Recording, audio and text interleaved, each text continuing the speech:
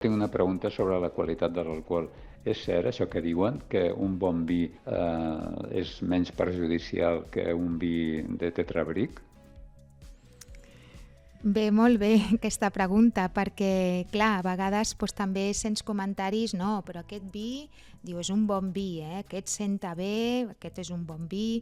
Probablement és cert amb el sentit de que un bon vi, potser, no t'irrita tant l'estómac, no senta malament amb el sentit de que no tens tan mal de cap, no? El dia quan diem esto es un vino peleón, no? Que potser al dia següent tens més cefalea o que et dona més mal de cap, però la quantitat d'alcohol és la que és. Llavors és desaconsellable tant un com l'altre. Una altra cosa és que aquell vi no et doni el que deia abans, no?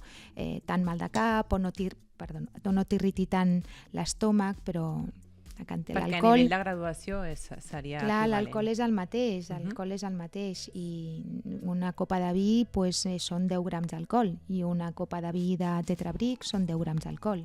Per tant... Clar, és que ens tenen una mica marejats amb això de les notícies, no? De que si un vi al dia amb un àpat no passa res. Que si... Això és una altra cosa que també està en entredit, perquè fins fa poc tothom teníem al cap de que una copa de vi al dia és saludable. I això... Enforteix el cor. I això, és clar, beneficiós. Que és un potent vasodilatador, que ajuda a les venes, que pel cor és saludable. Clar, primer de tot, hem de veure quin tipus de copa de vi, no? Si és així, si és un tamany molt més gran. Sí. I després, d'altra banda, que s'ha vist que això no és del tot cert, que el que és beneficiós de la copa de vi és els polifenols que porta el vi, però no per això ens hem de prendre una copa de vi. És millor que et mengis un grapat de raïm, que també porta polifenols, o que et mengis uns fruits vermells, que també porten polifenols. No per això t'has de prendre la copa de vi. O sigui, els polifenols estan presents amb altres aliments que no són perjudicials, i no amb la copa de vi. Llavors això s'ha d'anar molt en compte quan donem aquests missatges a la població, perquè no és del tot cert el que una copa de vi sigui beneficiosa.